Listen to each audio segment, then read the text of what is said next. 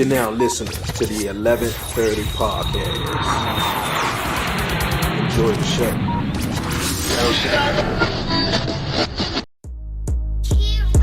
I'm from the city, DC, that's where I'm from. 1130 podcast, Dre on wheels, he is the one. Let's get it, yeah. Who with me? Let's get it, yeah. No, with me, yeah. I'm from the city, DC, that's where I'm from. Let's get it. 1130 podcast, Dre. Yo, what it do, everybody? It's your man Dre, aka Dre on Wheels. Welcome back, everyone, to another episode of the 1130 podcast.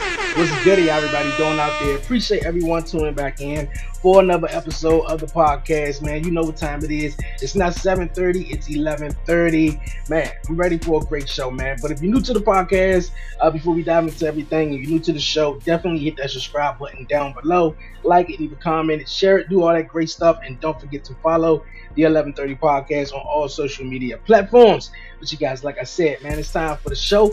I got a cool guest, you guys, real great guest that's going to be joining me here on this week's episode. Yes, Monique, you guys. She's an advocate, international speaker. She's an author. She's the host of Having a Moment with Monique podcast and radio show. She's also a founder of her own business, you guys, Ability LLC. We're going to be chatting with her in just a bit. And actually, right now, we're going to waste no more time. We're going to bring on my lovely guest. How's it going? What's going on? Hey, bro. Hey, what's good? All is well, man. Thank you for having me. What an honor to be here on the 1130 podcast. Not 7:30, but 11:30. Yeah. I appreciate it. What's going on with you? How life treating you? Life is life, bro. But let me tell you something. God is still Godding. So, hey, life goes on. We win some things. We, lose some things. We learn some things, and we live through it all.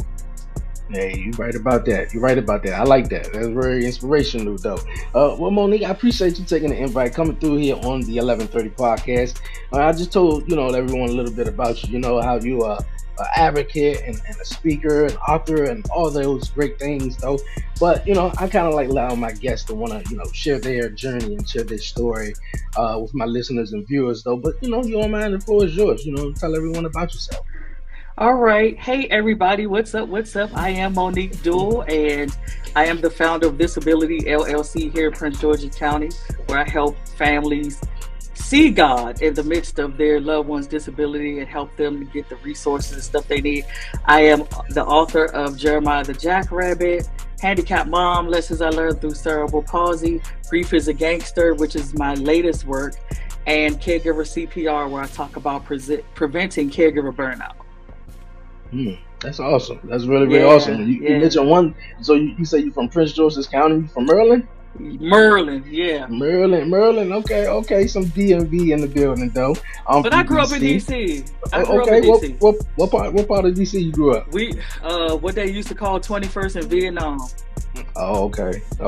Yeah. Converters, you know it, Converters, Maryland Avenue, over there behind Charles Young and all of that. Yeah. Oh, okay. I'm from DC. I grew up in Southeast, and the majority of my life though over in by Anacostia and Bourne Road and stuff like that, where they doing all the constructions and everything like that. So hey, that's dope. That's real dope though. How did this organization come about? You also mentioned that your parent also with a disability, right? No, my son has it. My youngest son has cerebral palsy. He's in a wheelchair. Oh, okay. So how did this organization, the Ability LLC, start for you? Disability came about years ago. Jeremiah was a baby, and I had just kind of said, maybe one day I'll have a foundation or something. And I scribbled it down and wrote the, mission and vision statement, all that. And I put it in my high school notebook that I still had from high school, tucked it away, and I left it until about 2 years ago, just before Grief is a Gangster came out. I had a moment where I was cleaning out my closet and stuff. I had just finished, I think, publishing the book after my grandmother and my sister passed 2 weeks apart, and that's what the book is about. And the notebook fell out the closet and the paper fell out. And I said, oh, okay, maybe that means it's time for me to do something with it. And I said, I still have this. I had the logo drawn on it and everything. And so, like I said, after my sister's funeral, I said, okay, I'm gonna do it. I'm just gonna go for it. And so I did the paperwork. You know how it goes. You do all that. do the paperwork, and I said, let's go. And that's pretty much how it came about. And it's been phenomenal since then. We have been everywhere with, the books and things like that, speaking engagements, just sharing, loving on people and stuff, letting everybody know that we're here. This is what we do. And I'm saying we, but it's just me right now. But how, it only takes one person to make an impact. It don't take a whole group. So family by family, I am pouring into these families, letting them know that God does not hate them because, they or their loved one have a disability, and how to embrace the journey with God even though you're differently able. So that's pretty much the crux of what it is that I do outside of the books and ministry and all that kind of stuff. Oh, I forgot the radio show. Let me tell you, I have a radio show as well. Having a Moment with Monique airs every Friday morning, 11 a.m. Eastern Standard Time on the award-winning Hot Radio Network, streaming from Benin, Nigeria. And it is also a podcast that streams everywhere. We're on Spotify, iTunes, iHeart, Google Play, you name it, we're everywhere. So, you guys check that out. You can leave comments and, questions or concerns. And I do answer all of them. So when you get a response, yes, you'll get a response from me. So that's pretty much it, bro. We're doing whatever it is God has us to do in this season. And it's just been phenomenal. I met some pretty phenomenal people, and everywhere I go, I get invited to something else, and then I go to that something else and get invited to something else. So we're rolling. We're rolling right along. I think that's amazing. I think that is so amazing. Here on my side, a couple of parts we just kept going in and out, just on my side for the Wi-Fi though. But the question I want to ask though for you is, when you said you thought nobody would want to hear you speak about your issues or stuff like that and becoming a founder. Why do you have those thoughts? Well, I just didn't. It was just a thing of I because of the way uh my upbringing was and things like that, going from being abused as a child, then to being abused in marriage, and then having a child with special needs, and then getting divorced, and then being homeless, and then it was like I don't want to talk about.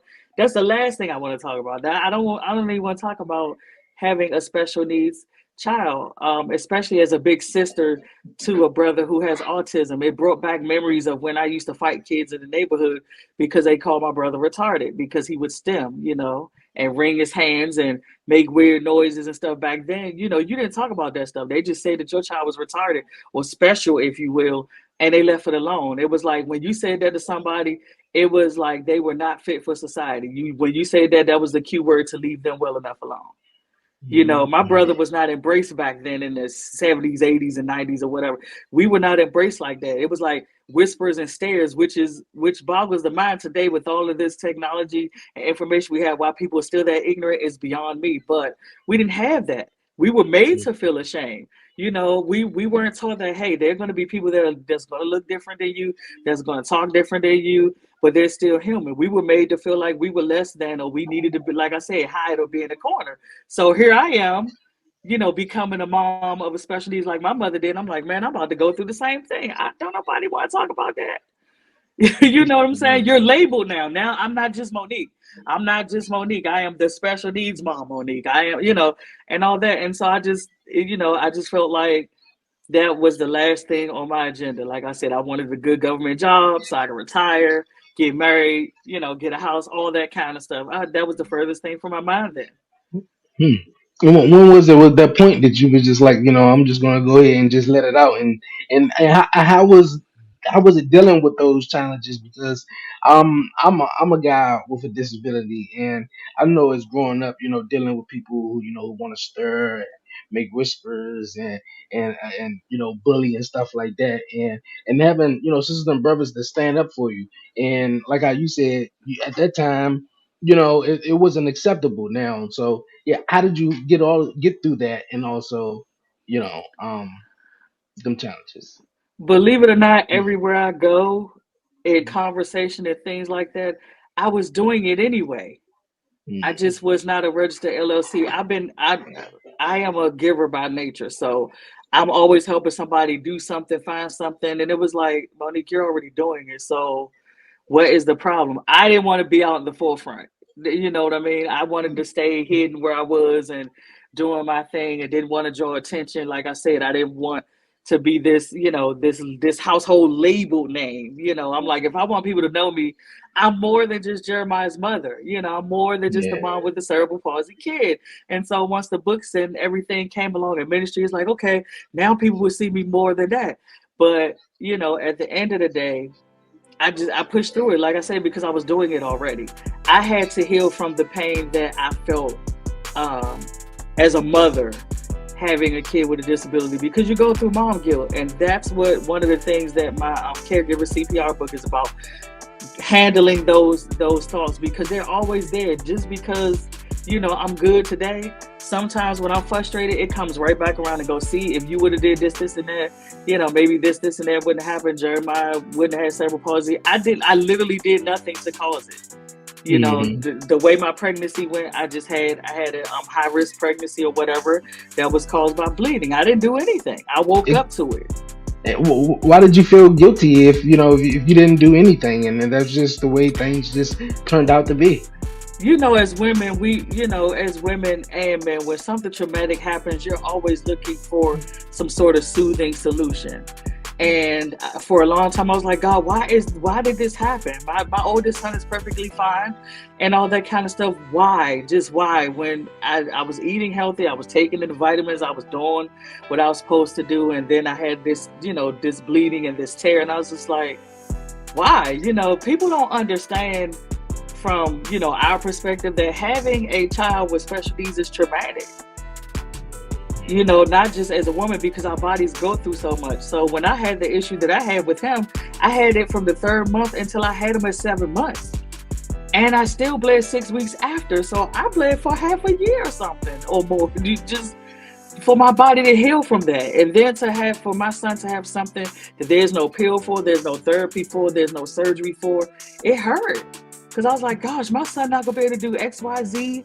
And of course, with the systems that set up, the schools and all that, their main focus is driving in your head the fact that your kid can't do X, Y, Z. Instead of, accentuating the positive, they're all about, okay, he can't do this, he can't do this, he can't do this. So now we need to adjust that. So we hear it all the time. We always hear what we can't do. How about what we can do for once? Can we build on that? Because what he can't do may not even change ever in his lifetime. And so having to deal with that, every day having to deal with that. My son is not mobile. Like, I have to lift him, bathe him, dress him, manscape him, all of that. I have to do all of those things. Same things we do for ourselves every day, I have to do for him. If I don't do it, it won't get done. And so that's traumatic, having the mental capacity to deal with that every single day and not feel guilty. Like, okay, did I miss something in my pregnancy? Lord, what did I do or not do? What caused this, or what do I need to look for next time if I want to have a kid? Which, of course, I didn't do that because I was like, I can't push a stroller in a wheelchair. But, as a mother, you go through that in your head. You're like, man, I couldn't even protect my kid. Out of all of the, stuff that I did do to make sure I had a healthy pregnancy and stuff, now this thing is out of control and mommy can't fix it. I can't kiss your boo-boo and make you better. It's painful. I appreciate you for sharing that, because looking back on some things, and I'm pretty sure my mom probably felt the same way as well. But I'm the only one out of the 4 kids with a disability. I mean, she had another child right after me, my little brother, and he was totally fine. And I'm pretty sure that ran through her mind a million and one times. Going to the doctors, the schools, the certain schools you can't go to. You have to go to wheelchair accessible schools and stuff like that. So I grew up in Southeast, and I had to go. Most of my schools were in Northeast, Northwest, that were wheelchair accessible, and I had to catch the school bus to school and stuff, and just certain equipment that where the apartment may not be as big or as spacious enough for the wheelchair or other stuff to go. So I know something, and definitely I remember the doctor visits were something, because it was frustrating, because it was just like you just kept going in, and it just seemed like nothing was sort of getting better, nothing was changing, nothing, and they just asked the same old questions.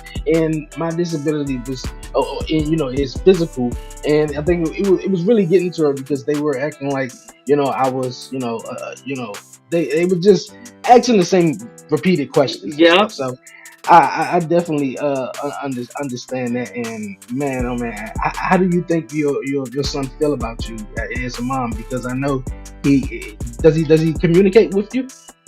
He can to a degree. You know, he Okay. says a lot of repetitive words and phrases, but like the way we're conversating, no, he Okay. doesn't. Gauge like that. But he lets me know in his own way that he loves his mommy. When he sees me, his face lights up, or if I'm close enough to him, sitting beside him in close proximity, he'll hold my hand and all that, and then all day long he'll ask me for kisses and stuff and all that. And so I How that makes you feel? of course, you see my eyes, right? Yeah. um, it melts my heart because I think, I realize that we take so much for granted. And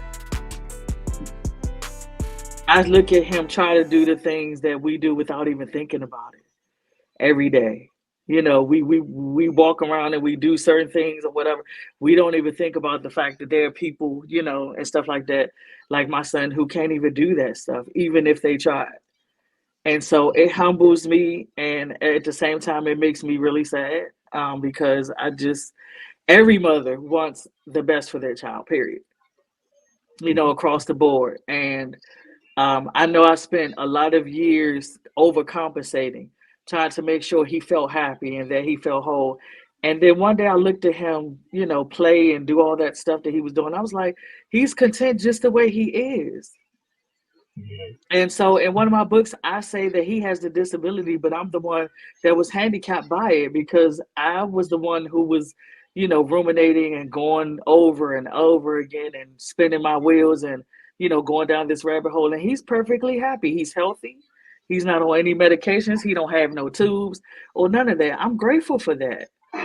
And so that's, if he could have a conversation like we're having, I'm pretty sure he would say my mom is the best mom because my mom makes sure I have everything I want and everything I need. Okay, okay, I love that. I really love that. You speak about your books also. You're the author of Handicap Mom: Lessons I've Learned through Cerebral Palsy and How Do I Handle a Special Needs Child. Can you tell a little bit? Tell everyone where they can catch the book, and can you share a little bit of some lessons that you also learned as a parent with a special needs child. I think all five of my books are on Amazon. Yeah. All five of them are on Amazon. They are on Barnes and Noble. Caregiver CPR is in Walmart. Okay. Um, and one of the lessons, the biggest lesson that I learned is that love heals. You know, I was at a period where I was not sure if I could love my son the way he needed to be loved because of my own fears, since I did not know what to expect. Because there was no information then. When he was diagnosed with cerebral palsy, doctor walked in and said it and walked out like I knew what it was and what to do. And so because it's a complex issue, it's not just muscular, skeletal, it's social, emotional, and all that kind of stuff. And so learning to love my son as he is outside of the cerebral palsy, um, it took me a while to do because I could not separate the cerebral palsy from him. I'm just like, oh my God, this thing is, changed our whole lives. And I felt like it was destroying my life as a woman and as a mother. And so for a while, I was just like, I don't know if I hate myself more or if I'm starting to hate my kid for something he didn't even do. So I tell people therapy is necessary. Counseling and therapy is necessary. You can have Jesus and therapy too. And it was very beneficial for me to learn the difference and what I was dealing with and how to heal from that. And so those are the biggest lessons that I learned. And so I am able to love my son the way he needs to be loved because he's not the cerebral palsy. you I know like that. yeah, he's Yes. not the cerebral palsy. And How Do I Handle a Special Needs Child is really old. It was my very first book. That was not supposed to be a book. I was invited to a show such as this one. It was a, blog talk radio show. A gentleman had invited me, and it just went totally left.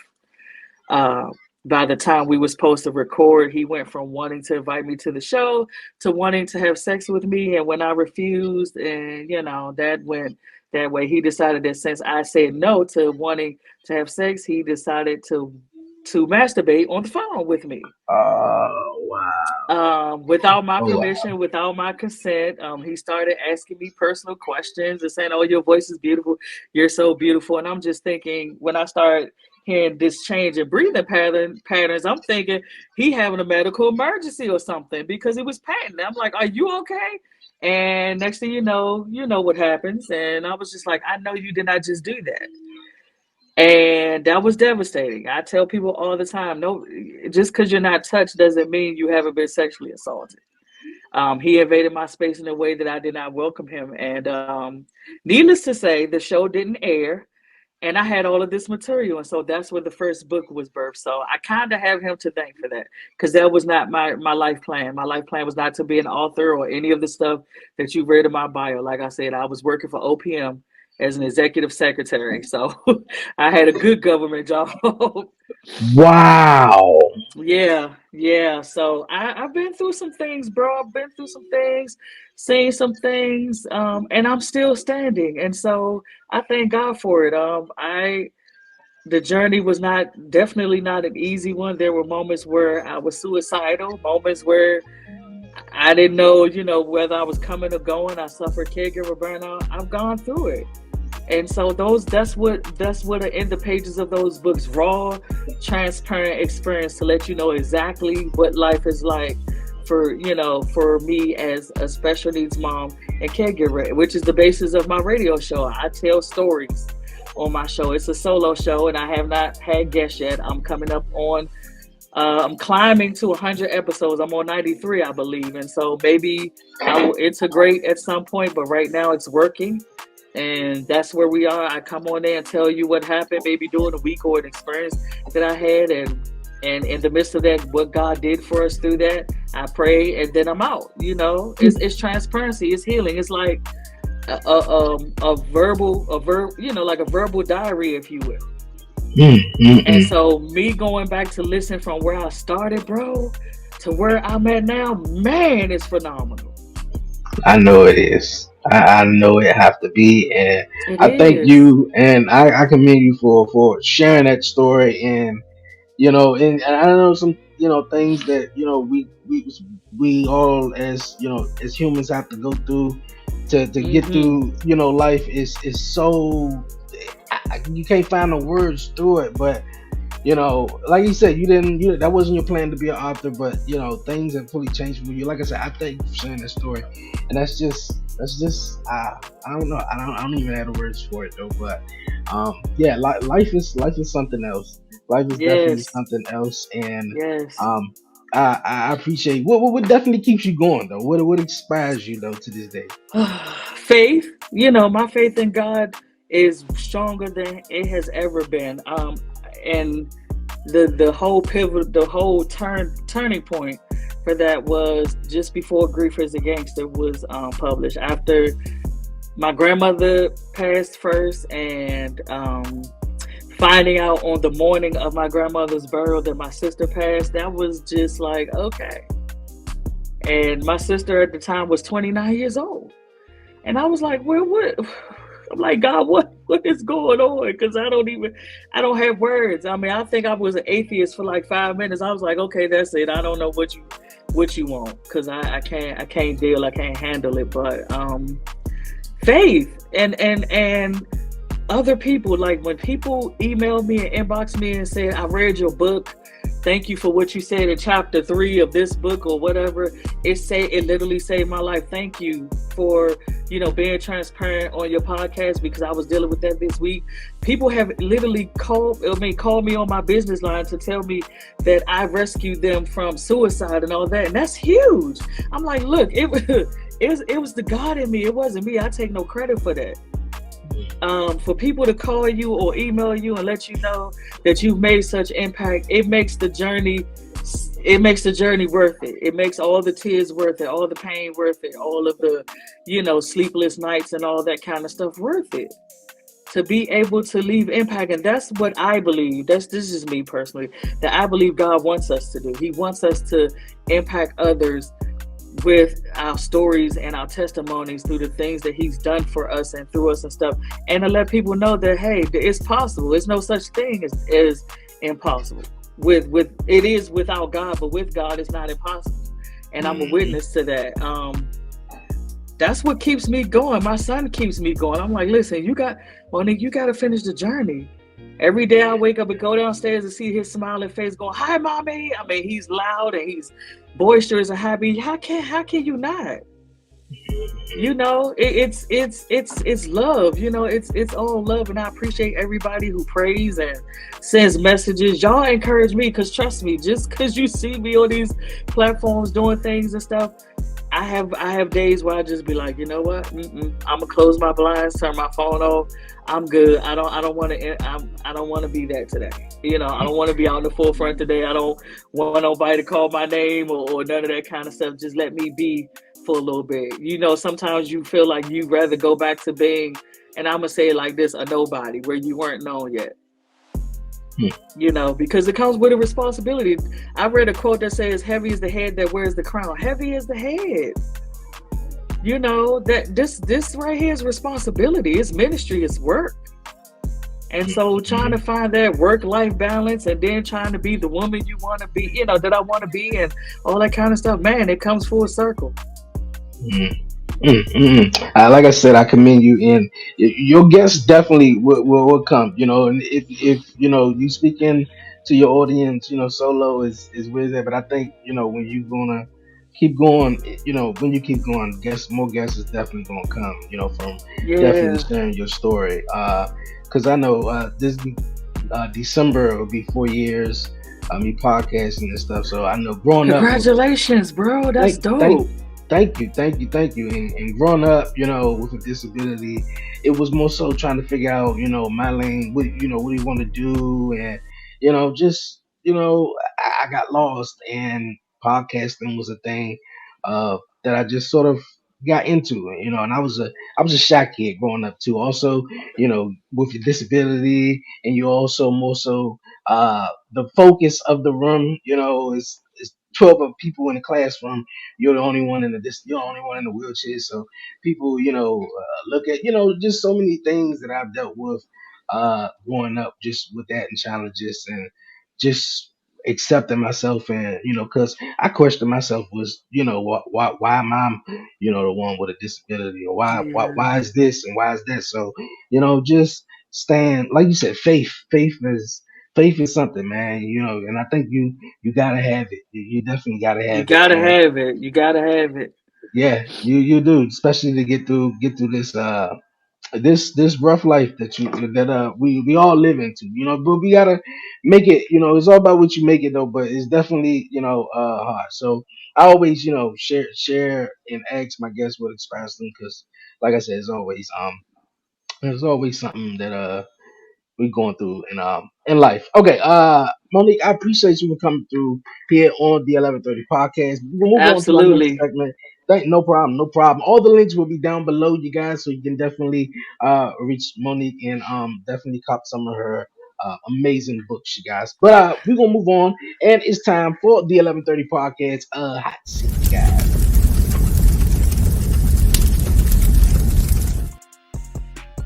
All right, Monique. It's time for the hot seat. I got 5 questions for you, and we're gonna roll with it. You ready? Oh yeah.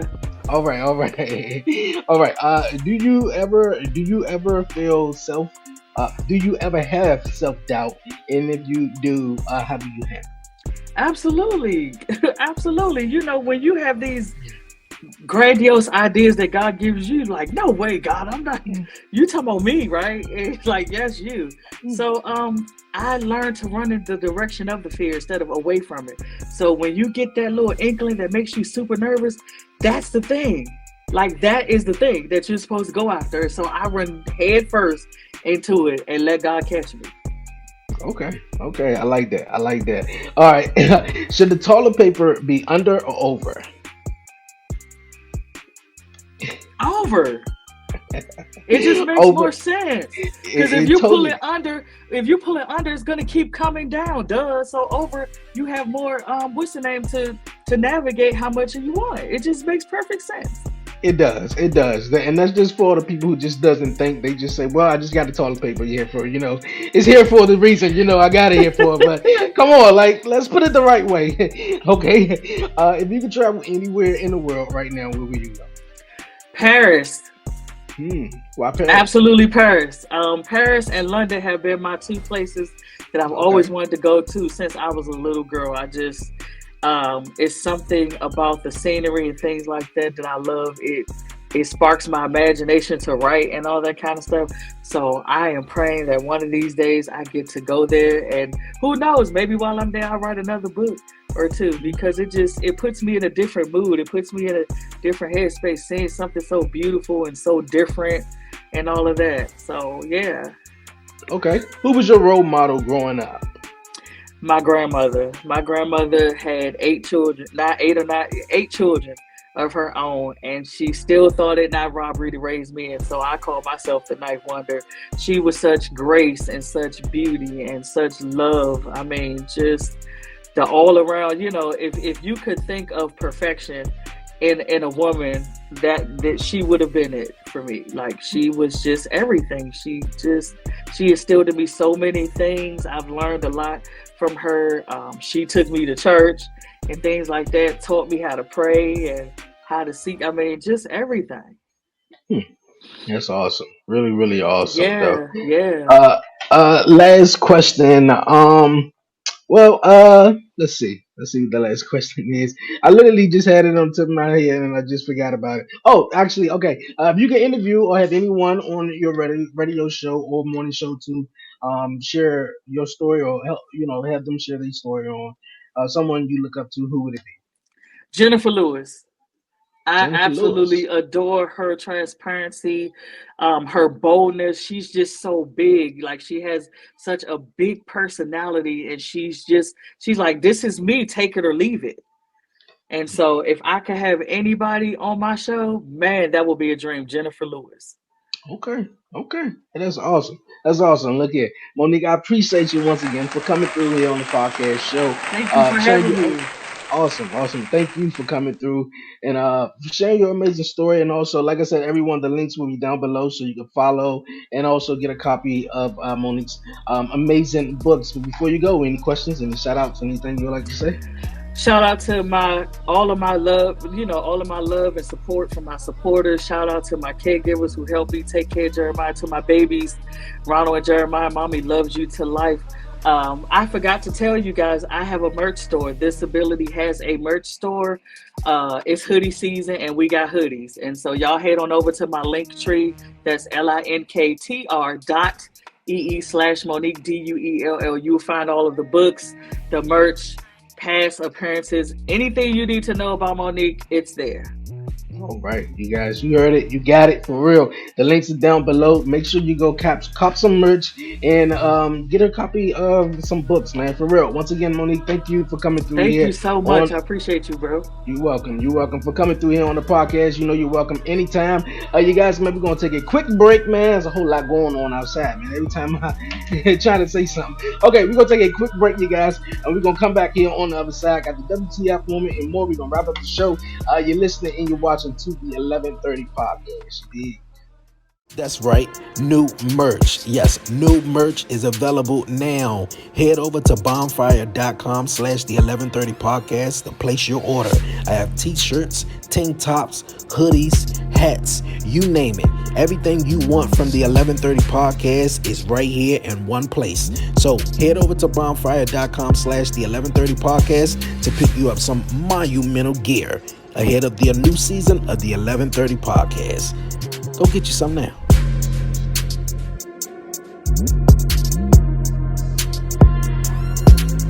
TV is more than cable for less than cable. More unexpected plot twists. Ooh. Less unexpected fees. More committing to new shows. Ooh. Less committing to an annual contract. More being held in suspense. Less being held on hold. More modern, more simple, more than cable for less than cable. Try YouTube TV for free. Ladies and gentlemen, coming to the ring for the mission.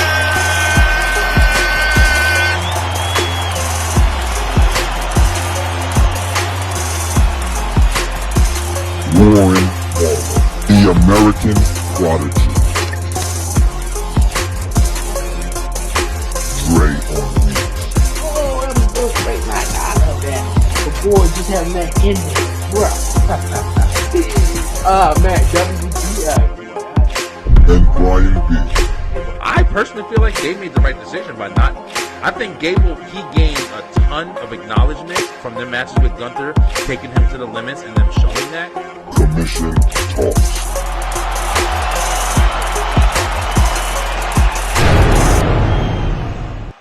People, what's good? What's happening? What's going on? Yo, it's me, Brian B.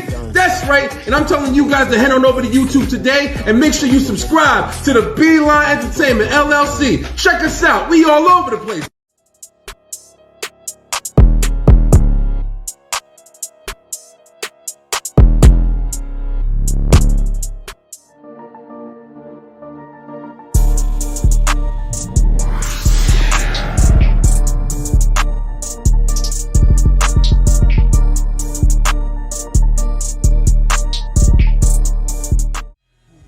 Yo, what up? This your boy Kendall Stones, aka Coffee Weaston. This your boy DOE Good Brother Bowl. And we are the Dirty Hills.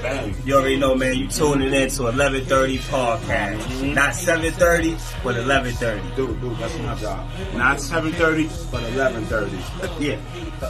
And you have been Dirty Hills approved. Yo, we back here on the 11:30 podcast. Appreciate everyone sticking with me throughout the break. Great show, awesome show. I want to thank my guest Monique for coming through here on the 11:30 podcast show this week. Great time chatting with you. Really, really awesome story. Awesome story. And I want to apologize also for the technical difficulties. My Wi-Fi had went out, so I apologize for that. That's the things that come, with doing the podcast, man. But really, really amazing show.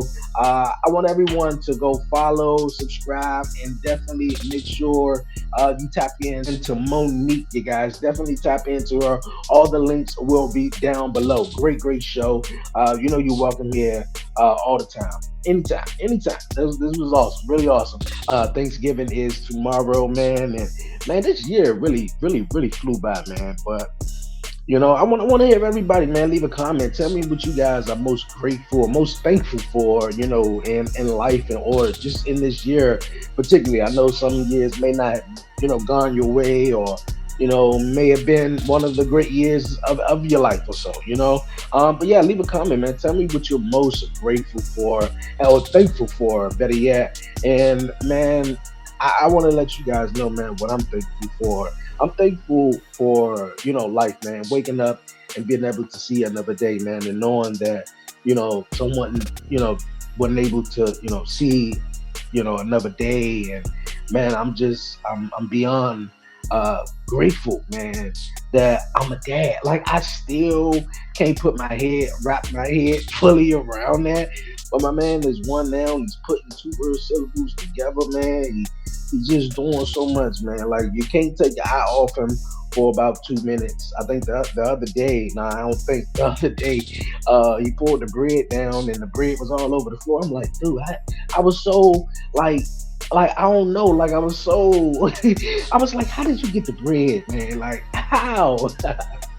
Well, yeah, man, like just being able to have my family and my mom and I have my own family, create my own family, my fiance, my awesome little man.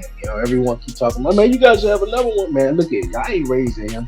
He ain't much, at all, but he is a boy.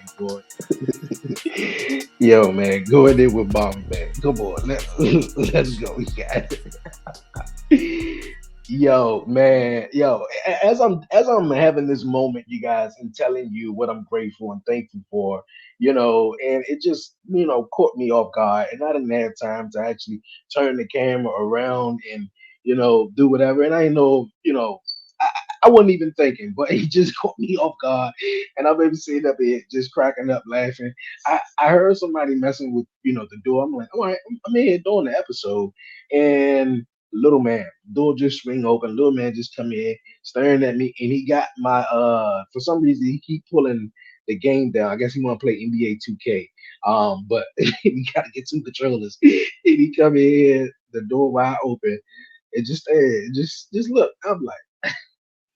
I couldn't do nothing but laugh, bro. I was like, he must have knew I was talking about him, and I heard a little bit. I was like, okay, he be moving around because he was in the room, with his mother, and he come busting in the room and stuff like that. And you guys know I could have turned the camera around and everything, but it was too funny, man. Too funny, you guys, man. But man, where were I, man? Just telling you guys what I'm grateful for, man. Um, like life, man, just having my family, my loved ones, and being able to do something that I love, man, was podcasting and chatting with you guys, man, and being open and vulnerable, man, so you guys can know me and no, I'm not just up here just rambling on. Sometimes, when I'm chatting wrestling, I can definitely ramble on and talk wrestling for days, man. But it's just me just definitely being DeAndre, just being open, man. So I appreciate everyone whoever, tuned in and gave me awesome advice and told me that I was definitely an inspiration to. So I appreciate all the love, man. And actually that's another thing that I'm, grateful and thankful for, man. And it's like I said, man, I had this vision, a while back of just getting in front of the camera and just saying how I feel, and not necessarily how I feel, but sharing my story and sharing other people's stories, like my guests, so it's amazing to me, and I'm beyond thankful, man. I thank the Heavenly Father, man, to be able to let me to be able to do what I do, man. So I appreciate everyone that's tuning in, and everyone, man, for real. Thank you guys so much. Like I said, leave a comment, man. Tell me, you guys, man, what are you most thankful for, and also what's on the menu, man, because um I had this discussion a couple of years ago on the podcast that I remember now. When me and fiance we did an episode, around Thanksgiving, and turkey is not on the menu. Turkey wings is, I think my mom is coming over, and I think she's going to cook some Cornish hens or something like that. And I know my babe, the rest of her family is coming over, so put some little turkey legs on, turkey wings on, or whatever. And but me, man, I'm like, man, I grew up on the standard and sort of tradition, man. You got to eat turkey. But turkey, me, man, I was not digging the turkey, man. I'm like, oh, come on, let's try something else, man. Why did it always got to be the same? So, we definitely got some baked macaroni and cheese. They know how to make that macaroni and cheese, man. It's gonna be good. The collard greens, man, some candy yams, dog, some fried chicken. Hey, it's gonna be on, man. It's definitely gonna be on. Eating good, watching the games, man, and just enjoying time with family. Like everyone, hopefully everyone out there is doing so. And I know some people, may not have that, privilege or that opportunity to do so. So I just, wish everyone well and happy holidays. Definitely happy holidays. But you guys, man, before the break, you guys, man, I said, man, we gonna get into it before I wrap it up and head on out of here. It's time for the WTF moment of the week, you guys. Yes. WTF moment of the week, man. And lately I've been having two WTF moments of the week. But first WTF moment of this week. Anthony, you ready to take the big shot? This is what I do. This is what you do. Well, oh, you had the distance. You had the distance. Anthony, come back, Anthony. Uh-oh. Rolled over on the ground, grabbing his leg, and I was like, "Oh man, that. I mean, like that was embarrassing, man. Like I would have hated for it to be me, trying to shoot this half court shot. I know, I'll probably win a whole lot of money. But man, oh man, like that's all over the internet. I mean, at least I tried. At least I tried. So I mean, I guess I hope I don't know if he made it. He didn't make it. He didn't make it at all. Man. He didn't make it. So if he would have made it, I think it would have paid off, right? WTF, man. Thank WTF, WTF all the way. Okay, you guys, second WTF moment of the week and the biggest WTF moment of the week, you guys. Man. Okay, I was a little late on it, so I had to do my research. I really had to do my research, but I was like P. Diddy, P. Diddy, P. Diddy was all over the place, and I'm like, what the hell is P. Diddy doing or trending for? I know he is this billionaire mogul in the hip hop industry and do everything he does, but what the hell P Diddy do or trending? So it was all over my Facebook feed. It was all over. And people was just saying shit. And I'm like, man, what was really going on? So I had to tap into the situation. So Cassie, she's a R&B singer. Which he signed her to his record label, I believe, back in 2004, 2005. I probably am getting them years totally wrong. Um, but she has came out and accused P Diddy of sexual abuse, rape, sex trafficking, and all this stuff. And he was a reason why her life sort of went out of control for some time. But man, oh man, and came to find out, the lawsuit was 8 digits, man. She sued the man, I think, for what, $30 million. A lawsuit for $30 million, settled the lawsuit. Obviously P Diddy declined and was like, "Yo, man, I ain't do none of that. She just trying to mess up my reputation and whatnot." And I just want to get my small opinion on this, just small opinion, and we're gonna get out of here, man. Um, yo, I mean, I don't, I wasn't there. I don't know, but I do want to say that being in a position like a P Diddy, being a billionaire, a black mobile, and like a billionaire, all this money, rich, and can't nothing touch you, and all this other stuff, man. I feel like to stay there, it's a whole lot of grimy shit you gotta do. Whole lot of grimy shit, man. To stay at the top, whether you're playing politics or whether you been, kissing that, whatever it is, man, you gotta stay at the top. And I ain't saying Diddy kissing ass though. He might have did to get up to the top, but what I'm saying is though that you see a lot of TV shows and obviously that not real, but sometimes art imitates life and life imitates art. And when the Vince McMahon situation came out, what was it, last year, I believe, with the whole sexual allegations, it was a no that man. I didn't have no doubt that he didn't do it because it was all out there. It was all That's when the Attitude Era was around and it was really really crazy. He was doing some sick stuff, and I'm like, this the boss, like wow, and hush money and everything like that, and so I believed it. But seeing, a guy like P. Diddy, who's been at the top for so long and know what he's doing, dog, like I said, man, I believe some of it, man, and then he came out with the lawsuit, and I mean, she came out with the lawsuit, but he settled with her for $30 million, and was just like, just hush up, here's the money, and she was threatening to write a book about it, and stuff like that. So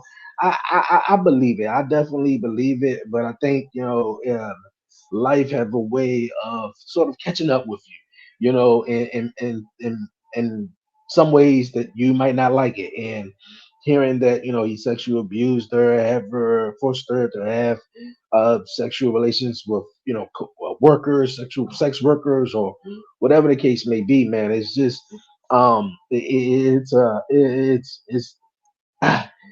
it's it's a tough allegation to definitely put on someone, but like I said, man, these billionaires, man, we sit back and we idolize them and We don't even know them, but we in the comments telling them, "Oh, happy birthday, da da da da da, wish you the best."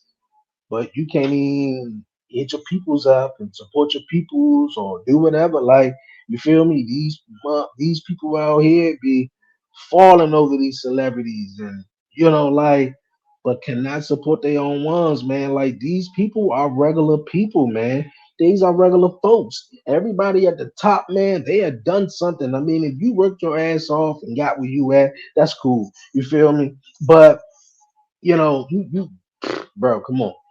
So I mean, like I said, it's messed up. It's fucked up to be actually, transparent. But And just a day after music mogul Sean Diddy Combs was accused of sexual assault and years of abuse in a new lawsuit filed by R&B singer Cassie, word of a settlement overnight. ABC's Morgan Norwood is here with the update. Good morning, Morgan. Hey, good morning to you, Ariel. Though Cassie and Diddy did not detail the terms of that agreement, the settlement quickly shuts down the potential for a trial and the process of legal discovery. That's when evidence in the case is often made public. I thought I told you that we won't stop. I thought I told you that we won't stop. Overnight, hip-hop mogul Sean Combs settling a bombshell sexual abuse lawsuit filed by his ex-girlfriend, fellow singer Cassie. Cassandra Ventura writing in a statement, "I have decided to resolve this matter amicably on terms that I have some level of control. I want to thank my family, fans, and lawyers for their unwavering support." Combs, known as Diddy or Puff Daddy, adding in his own statement, "I wish Cassie and her family all the best. Love." We going up, we going live. Can't stop, won't stop, told y'all. The settlement just one day after Ventura accused the singer of rape, domestic violence, and sex trafficking, citing controlling behavior that she says lasted over a decade while she was signed to Diddy's record label and the two were in a romantic relationship. In the lawsuit filed Thursday, Ventura alleged that after the two met back in 2005, Combs lured Miss Ventura into an ostentatious, fast-paced, and drug-fueled lifestyle and into a romantic relationship with him, and that he used illegal substances and threats of violence to force Miss Ventura into repeated, unwanted sexual encounters with male sex workers. Combs denying the allegations, his attorneys describing them in a statement as riddled with baseless and outrageous lies, aiming to tarnish Mr. Combs' reputation. Hey, it's something to that. Something to that. So I say WTF all the way to that one, you guys. But man, yo, I'm about to head on out of here. I appreciate everyone definitely tuning in to this week's episode of the podcast show. A live episode will go down this Saturday, you guys. I'm still debating on the time. But yeah, this Saturday before Survivor Series, break down Survivor Series, get my reviews and all of that. Definitely commission talks. We're live, you guys. Wednesday, 5 p.m. Eastern Standard Time here on the 1130 Podcast YouTube channel this week. So definitely make sure you tune in, and we're going to be chatting about the announcement that Randy Orton is returning to Survivor Series. And I'm just going to say one thing. I felt like the announcement was sort of old school like, but boy, oh boy, I think everyone anticipation that was in that building and that was watching that night, I felt like that was a huge opportunity to have a moment. You feel me? A moment. And man, like, no Randy. You don't get no Randy. They just, Cody Rhodes just hinting you that Randy Orton is joining the team, and WWE sort of, they confirms it. So we're going to be breaking down all of that and more. MJF, seems to re-sign with AEW for another 4 years.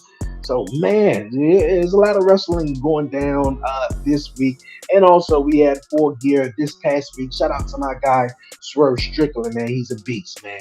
He's a beast, man. That was a great matchup between Strickland and Hangman Adam Page. So more wrestle talk this week. Definitely tune in to the 1130 podcast. Social media platforms, definitely. Speaking of social media platforms, before I head on out of here, don't forget to follow the 1130 podcast on all social media platforms. Follow me on Instagram at the 1130 podcast _ yes, at the 1130 podcast _ on TikTok at the 1130 podcast. Like the 1130 podcast on Facebook, you guys, and also Definitely, if you haven't done so this entire episode, hit that subscribe button down below, man. For real, this has been a great one. Thanksgiving is tomorrow, you guys, so happy holidays. Appreciate everyone once again for tuning in, and stay safe out there. Stay blessed. Stay safe. Stay blessed. Give all the glory to God. Eat good, man, and enjoy your time, man. Until next time, you guys. Yo, it's your man Dre, aka Dre on Wheels. I'm out. I'm from the city, DC, that's where I'm from. 1130 podcast, Dre on Wheels, he is the one. Let's get it, yeah. Who with me? Let's get it, yeah. Who with me? Yeah. I'm from the city, DC, that's where I'm from. Let's get it. 1130 podcast, Dre on Wheels, he is the one. He the one, nigga. So let's get it, baby. He the one. Who with me? So Breeze, baby. Let's get it. You with me? Yeah, they gon' hate, but they ain't stopping this. I'ma keep making hits. Dre and Wills, you know it ain't no copying. Was you sitting there on the carpet with us? Yeah, we